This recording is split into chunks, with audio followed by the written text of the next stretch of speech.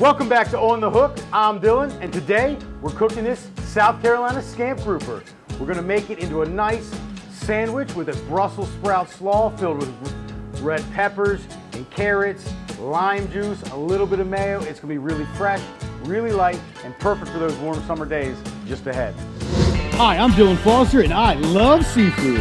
I've been in the Myrtle Beach area for more than 15 years, and since then, my life has revolved around seafood. From cooking and catching it, to serving and selling it, I've done just about everything you can do in this industry. So come and join me as we tour the places, faces, and tales of Myrtle Beach seafood. This is On the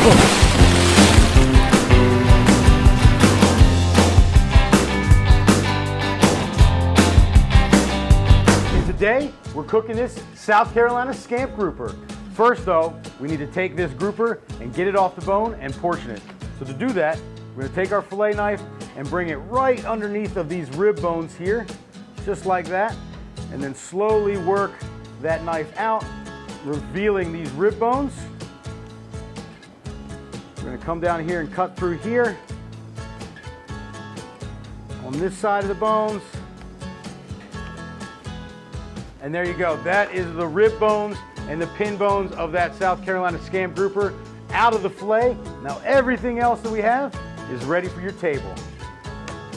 We're gonna skin it by taking our longer fillet knife and making a little incision here, and then just wiggling that knife back and forth. And if you watch our other video, I cut this little slit in the tail, and that's to hold it nice and secure, not only when you're taking it off the fish, but also when you're filleting it. So we're gonna use that hand hold and just work this blade under that meat and on top of that skin, long, smooth strokes, getting every ounce of that awesome South Carolina grouper meat right off that skin. You could write on that. It's like a dry erase board there. Look at that. Beautiful. So once you have it off of the skin, let's talk about the little bit of the meat and why South Carolina scamp grouper is my favorite grouper. And that's because of these flakes. So you see those lines through the meat? That's what we call the flake. And a scamp grouper has a really small flake. And what that means is it's gonna be really tender, really easy to eat off the fork. And because it's a thin fillet, as opposed to some of the other grouper varieties, a really thin fillet, it's gonna cook beautifully in the pan. You're not gonna have to do a lot of different cooking techniques. You can put it in the pan from start to finish in one pan, super easy. So to portion this, we're gonna split the loin down the middle, and put the bottom part of the loin off to the side, nothing wrong with it, beautiful meat. We just need the top part for today. Scamp grouper is my favorite fish here locally, but in the comments below, let us know what your favorite fish is. All right, so we have just the top loin here ready to go, and now we're gonna portion it. We're looking for about 6 to 7 ounce portions. I'm a big guy, I like a big sandwich. So we'll get a nice portion there, look at that. That is gonna make an amazing sandwich. We'll get one more, maybe 2 more here off this fillet. There we go. 3 beautiful scamp grouper portions ready for our sandwich. Before we make our sandwich, we need to make our slaw. To do that, we're just gonna grab our wooden cutting board here and start prepping our vegetables. So like I said in the beginning, this is a Brussels sprout slaw. So Brussels, I love Brussels sprouts. I think they're a really underutilized ingredient, and when they're done right, they're absolutely delicious. They get a little bit of a bad rap, but that's not very fair in my opinion. So we're gonna take our Brussels sprouts whole, and to start, we're just gonna do a really fine julienne or slice on these Brussels sprouts all the way down. We wanna have a really thin, fine cut on these Brussels so that they're gonna be a nice, crunchy bite, but a small bite for our slaw. So there's one. Let's get one more done. Really carefully through those Brussels sprouts, as thin as you can possibly do it. So once we have our Brussels sprouts, let's prep our pepper. So here's a fun little trick for a pepper. The way I like to do it is fast, it's efficient. I take the top off, push that to the side. Then I take the bottom off, push that to the side as well. Don't throw them though, we're gonna use them. Peppers are not cheap, and we're gonna use every last bit. Once you have the pepper hollowed out just like that, the seeds and the ribs still intact, take your knife and just pop it through the bottom part of that pepper, and then in one motion with the top of the pepper in your hand, saw that knife back and forth, and you're just gonna slowly roll that pepper open, and in one motion, you can cut out the seeds the stems, and the ribs all in one. So for the slaw, we want a really fine, really thin red pepper to match the size of our Brussels sprouts and then our carrots. So we're gonna lay that flat and just do really fine slices or julienne pieces of this red pepper running right down through there. Now it's time to start putting the vegetables of our slaw together. So we're gonna take our Brussels that we cut earlier and throw those into the bowl. We're gonna take some of our julienne red pepper and throw that in there as well. Now we're gonna mix in some carrots, julienne carrots. Amazing. Now these little buggers can cause havoc in your kitchen. It's really hard to cut these little pieces from a whole carrot. If you're like me and like to cook quick and simple, just buy them from the store. It's okay, they'll be delicious. So we'll add those carrots right in. We're gonna add a little bit of fresh herb. This is cilantro. Obviously cilantro is good in a lot of different things. It's gonna be nice and peppery. So there's our fresh cilantro going in. And let's give this a little toss. Get all of those bright flavors mixed in together. And just look at the color there. And Kyle, can you see that? Check the color out on that slaw. That to me screams summer. Just gonna be beautiful on the plate, beautiful on top of that fish. So let's make our dressing for our slaw. It's gonna be really light, really citrusy, not too heavy, not gonna overpower the flavors either of the slaw, the Brussels, the carrots, the red pepper. And we definitely don't wanna overpower the flavor of that grouper. So to start our dressing, we're gonna use some champagne vinegar. You might not have champagne vinegar at home, and that's okay. If you don't have champagne vinegar, you could sub it with white wine vinegar. Even a white distilled vinegar would be just fine. And it can be used for a lot of different things. Typically, I use it in dressings, coleslaw dressings, Brussels slaw dressings, those kinds of things. Next into the pot is some cumin. All right, cumin is really popular and used in a lot of South American or Mexican dishes. It's got a really earthy flavor, really aromatic, and it's gonna give us that earthy note. Honey, everybody knows honey, the sweet tooth that rules them all. So this is just some fresh local honey. Into the slaw, we're gonna add a little bit more mayo, or a little bit of mayo. About 2 tablespoons of mayo are going in there. Last but not least, we're gonna season with a little bit of salt and pepper. A little kosher salt goes in there. I typically only use kosher salt. I don't really like the iodized flavor that you get from that table salt, kind of overpowers. And then a little bit of black coarse pepper. And then before we mix it all up, we're gonna take some limes and squeeze some lime juice in. Now, limes sometimes have a really thick skin that make it really hard to squeeze and get all of that juice out. So what I've found is that if you roll this lime on your board in between your hand, and just kind of give it moderate pressure, you don't want to smash it, but give it some pressure, and it's gonna make it a lot more juicy and a lot easier to squeeze. So we're gonna cut those 2 limes there and squeeze in. The cool thing about using limes is they don't have seeds, so you don't have to worry about losing any seeds in your dressing. You can really get in here and get all that juice right out of that lime. So there's 1 lime, or 1/2. Do the same thing with the second one. Squeeze all that juice out. So once we have all of our ingredients here in the bowl, just gonna take our whisk and just mix this dressing up. See, it's not heavy at all. Take that dressing and pour it right over top of our slaw. Toss that dressing into that slaw. Really incorporate it, really combine it. And so that's gonna soak into our Brussels and take away some of the bite. Brussels sprouts can be a little firm, have a little bit of a bite, a little bit of a harder texture. We cut them very thin, so we're gonna combat that a lot. But this dressing is gonna soak in to those carrots and those red peppers and definitely that Brussels sprout and make it a really tender bite on our sandwich. Speaking of sandwich, let's get to the good stuff. The grouper. For our grouper fillets, and we're gonna use some of our house seasoning. This we have at our shop. We make it here in our shop. It's got a lot of different things in it. Let's take these grouper fillets and season them with our house seasoning. It's really flavorful. It's got a little bit of a kick to it.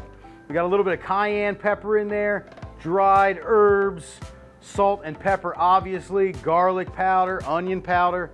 There's really a lot going on. There you go, nice and liberally seasoned. I find that some people under-season their fish. You obviously don't want to over-season, but you definitely want to season enough because you want to have a good coating of seasoning all over that fish. We're going to cook it in our saute pan back here. We're going to use vegetable oil, not olive oil. Some people only cook or like to cook with olive oil when they're cooking fish.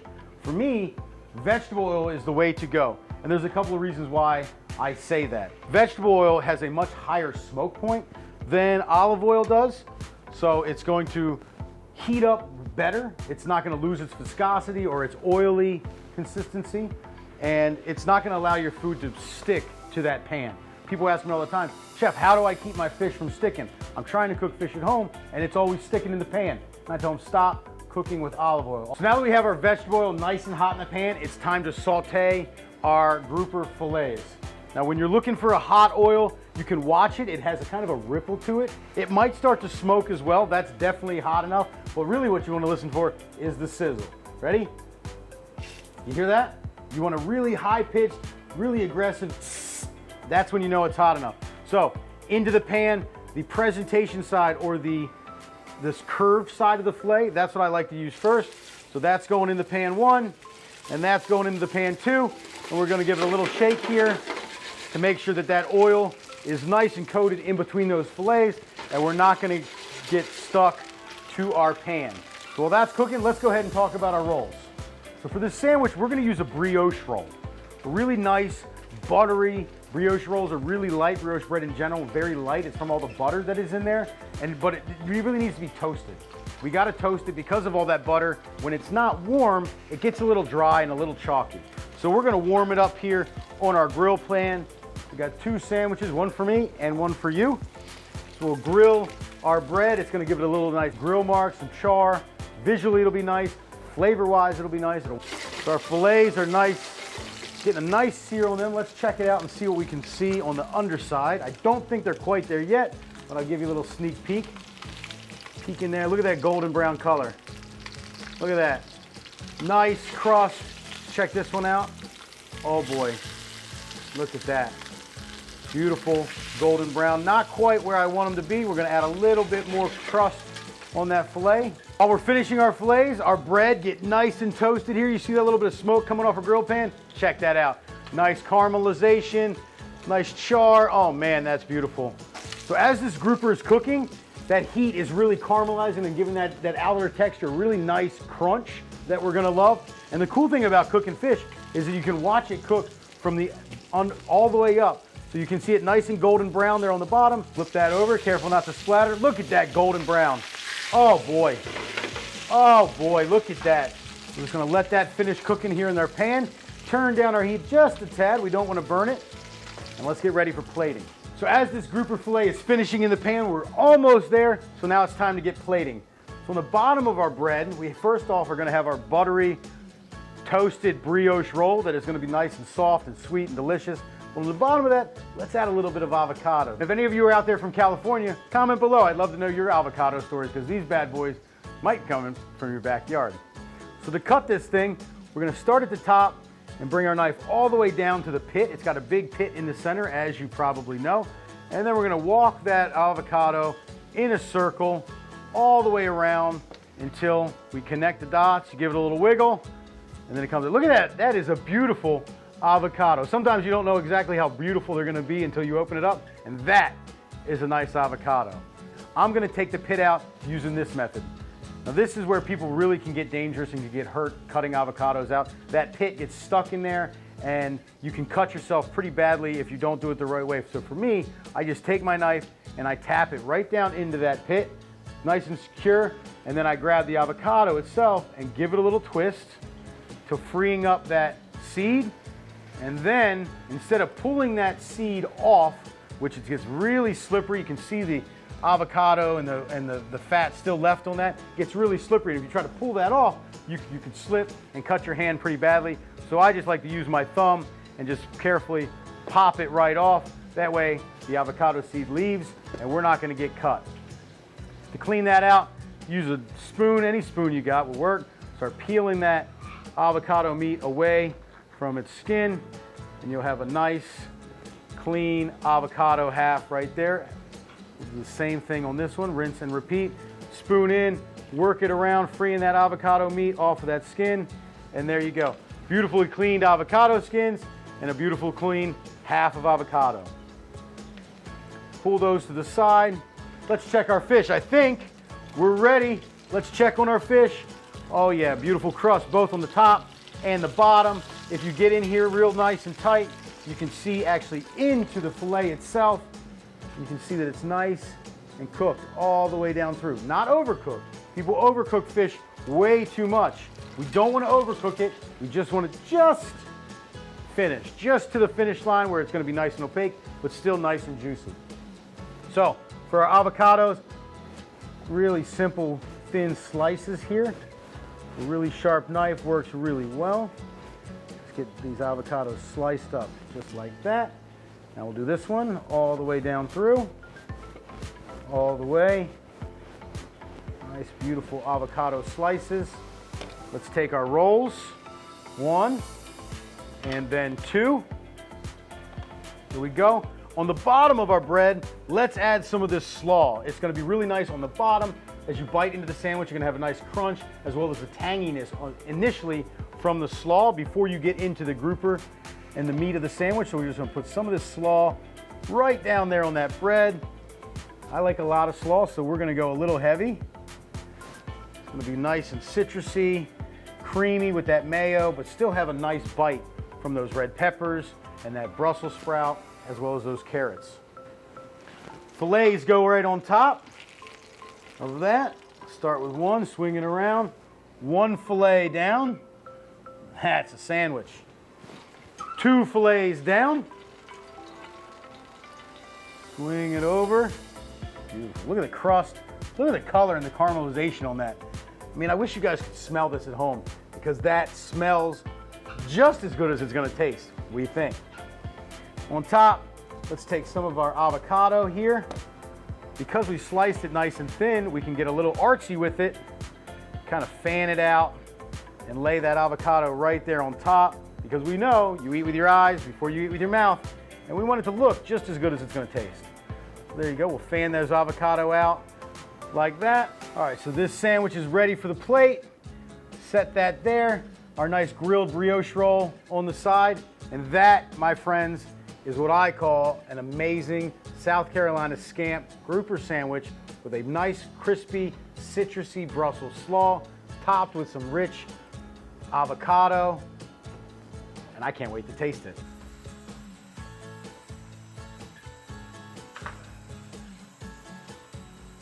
Hey, look who just walked in just in time for lunch. Go figure. That's my beautiful wife, Angela. Hey, babe. Scamp grouper, Brussels slaw with red pepper and carrots. Tell me what you think.